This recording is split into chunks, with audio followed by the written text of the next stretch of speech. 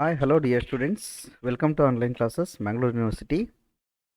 Today, in my session, I'll be discussing about a novel, Animal Farm. This novel is prescribed for BA, third semester, Mangalore University. In my session, I'll be talking about uh, the analysis and its themes. Earlier, we discussed about the chapter 6, its complete information, and the major ideas inside the chapter. See, in chapter 6, dear students, we discussed about so many important factors where the windmill almost to build, almost to about to complete, but it was not completed even in the midst of its completion, of its construction. It was fallen into pieces, it was broken into pieces just because of the storm. And finally, the hypocritical and the cruel nature of Napoleon, he had passed his ball to the court of Snowball. Just because of the Snowball's serious effort only, the windmill was broken into pieces. That is what he projected before all the animals, and all the animals he gave the statement that he must be killed. Snowball must be killed. If someone else kills the snowball, he will be awarded with the bushel of apples and animal rank, I mean animal hero second rank. Okay, see, now look at the important themes of this particular chapter. As obviously we are looking at the different themes, throughout the novel. See the principles of animalism. It is also broken into so many. It is also led us to think about so many factors. The principles of animalism is also broken inside this particular chapter, where they must have to follow the seven commandments, whereas the pigs, they are not following. They decided to sleep on the beds of the human beings, where in the residence of the Mr. Jones. At crucial moments, when the animals are dragging heavy boulders up this up the slope of the quarry, the pigs will actually join. See, look at that. While building up, I mean, while building the windmill, other animals working very hard. They are bringing and dragging heavy boulders into the quarry in order to build a beautiful windmill. So by the time the pigs must have to join with the other animals, but they did not join. What they are doing? This is clearly unusual. The pigs are avoiding all the physical labor. See, they are escaping from the work of physical task, where they are urging other animals to do the physical task, whereas uh, these pigs are not ready to taken into the consideration. That goes into running the farm and leave it all for the lower animals to do. See, they are just what insisting the other animals. They are insisting other animals to do the bigger job and physical task, whereas the pigs are escaping from this.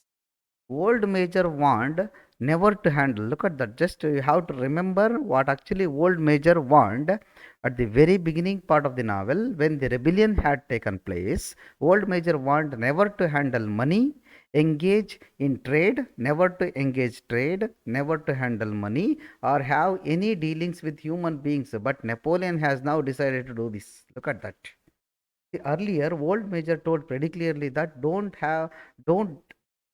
need to deal with human beings, but he decided to deal with human beings as the animal farm requires the farm need iron, lamp oil, nails and string, etc., which it cannot produce. However, the pigs do not admit that they are going against anything Old Major said. See, they are not ready to admit what actually Old Major said earlier. They claim that there was never any resolution against these things. There is no resolution then. Squealer begins to refer to Napoleon as the leader. See, Squealer projecting before all the animals that Napoleon is a leader, I know, unspoken leader. I know, undoubtedly, he is a true leader. He is projecting him like that. When the pigs move into the farmhouse and begin sleeping in the beds, the fourth commandments turn out to have mysteriously changed. Look at that. The fourth commandment itself has been changed when the pigs started to, sleeping, you know, in the beds of the human being. It now reads like this: no animal shall sleep in a bed with sheets. Earlier, there was no referring of sheet. Now, there is a reference of sheets now. Whatever the possible extent, it is possible to change the rules, they will change it. The pigs are there for that reason.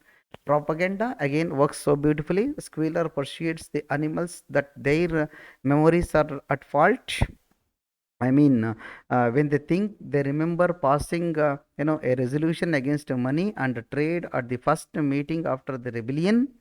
Mr. Jones, old Major told pretty clearly to the all animals don't have relationship with, with the human beings, especially in the context of money as well as trade. He suggests that this is imaginary and probably due to lies spread by Snowball. See, this is all the factors may be spread due to the, lies of the Snowball. He created those things. Those things were not supposed to be mentioned by old Major. That is what he said. He also asks them how they can be sure they did not dream it, since there is no record in writing and no proof of such resolution. There is no, proof of resolution as well as writing records are not available, so that they decided not to agree with those rules. When the animals remember passing a resolution in the early days never to use the farmhouse, Squealer is again able to convince them that they are imagining it. He emphasizes that it is necessary for the pigs as brain workers. It is the most essential and necessary thing for the pigs, as they are leading from the front. They are the leaders of the farm. They are the brain workers. They are the intellectuals, intelligent people. They are allowed to sleep on the bed, to have a quiet place to work there, and that it is unsuitable for the leader Napoleon to be living in an undignified state. When the windmill blows down in a gale, say there was a storm, there was a gale, there was a huge wind which was appeared on the, animal farm during November. Obviously, the windmill was broken into pieces. Napoleon prevents the pigs from looking stupid for building the walls too thin. He claims that Snowball crept in overnight and broke the windmill apart. That was his job. Snowball's, hypocritical job. He broke the windmill into pieces. He also, as a pig, leave footprints in the grass leading to the hedge, so that he can discover them in front of the animals, sniff them and announce that they are Snowballs. He just, senses the Snowballs' footprints, during the outskirts of the windmills, broke down. This lends credibility to his story. The pigs are not satisfied with living in their sty, but move into the farmhouse. They decided to move into the farmhouse where Mr. Jones used to live. They take their meals in the kitchen. See, look at that. They are having their meals in the kitchen, use the drawing room as a recreation room, and sleep in the beds. Look at that. All the comfortabilities they are enjoying. The pigs are enjoying all comfortabilities. They are enjoying freedom. They are enjoying meal. They are enjoying sleeping there, whereas the other animals are not allowed, which was beautifully proclaimed by the squealer and accepted by this. They also start getting up an hour later than the other animals do. See, look at that. Look at their, attentivity. Again, they are also getting up late when compared to the other animals. As years, when we are looking at the analysis, as years roll on, animals begin to accept Napoleon's propaganda. Finally, the animals, they don't have any other options. They must have to accept the propaganda of Napoleon. where they did not find alternative leader of the animal farm. So he is the sole leader now, as he has shown the hypocritical and a cruel nature, by creating false stories on Snowball. While the animals appear to be working as slaves, they are convinced that everything they did was for the benefit for themselves and not for a pack of idle, thieving human beings. Napoleon is saying that Sunday program is voluntary. It has all attributes of forced labor, and it is a mark of the beginning of the dictatorship. Look at that. Napoleon has shown himself, has projected himself, has proclaimed himself that he is a dictator in the animal farm. Napoleon is, disclosing to the public that the animal farm will start trading with human beings, and he has started that particular, program, trading with human beings there. Whereas it was not allowed earlier when Mr. Old Major had a revolutionary mindset at the beginning, a part of the novel. He says that all the hens will start selling his eggs. He justifies this course of action with the statement that the hens should welcome the sacrifice as their special contribution towards the building of the windmill. See, look at that. He also accepts the hens to sell their eggs as they sacrificed their time to build the windmill. There, Napoleon is determined to twist the language as much as possible to confuse and convince the masses as he continues to break the law. He continues breaking the laws, rules, and as his own convenient, he is forming the rules. Squealer continues to convince the other animals by saying that surely none of you wishes to see Jones back.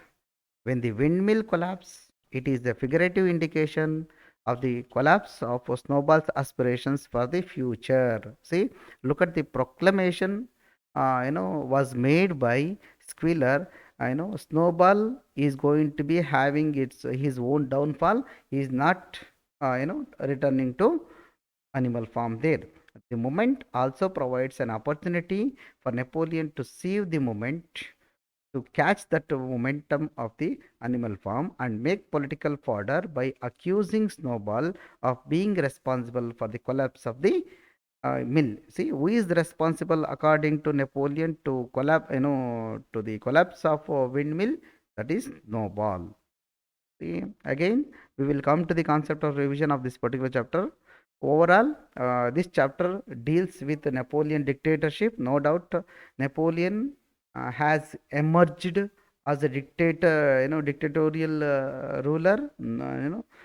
He does not try to listen anybody else, and he is the one who is a sole person making all the rules and also breaking all the rules. Whatever he does, that is true for his convenient. Napoleon started trading a contract and a contact with humans. The major incident of the chapter is collapse of a windmill. There is a question in which you can find in the examination the collapse of windmill. Just you have to keep this concept in your mind. It symbolically suggests that the collapse of animal farm in future days. It is not only the collapse of windmill which occurs inside this chapter, it is also the collapse of animal farm in coming days. Napoleon complained that Snowball is a reason for the collapse of windmill, and he ordered for Snowball accusation. Look at that. Now, see, he has to get all the blame. The Snowball has to get all the blame from all the animals with the hypocritical and cruel nature of Wheeler as well as Napoleon, their despotic ideas. Napoleon describes Snowball as the enemy who has come in the night and overthrown our windmill. Look at that. He came all the way from different place and he has overthrown our windmill during the night time. Napoleon makes an immediate order for the start of the rebuilding of the windmill. He made an immediate order in order to reconstruct the windmill project there. Napoleon started to rule like a dictator, no doubt about it. as we had seen and witnessed so many incidents. He was acting like a dictator inside this animal farm. Other animal become the slaves under his rule. Other animals except pigs, they don't have voice, they don't have freedom, they don't have proper food to eat. They are going to be accepting their slavery, and the worst type of system emerged in the animal farm. There we are witnessed the concept of rebellion and the plan ideas which were not working properly. Obviously, at the end of the chapter, we will see the worst type of a system which was emerged in the animal farm under the leadership of Napoleon and the cruel plans of Wheeler. I hope you understood this session. Thank you very much. Happy reading. Stay safe.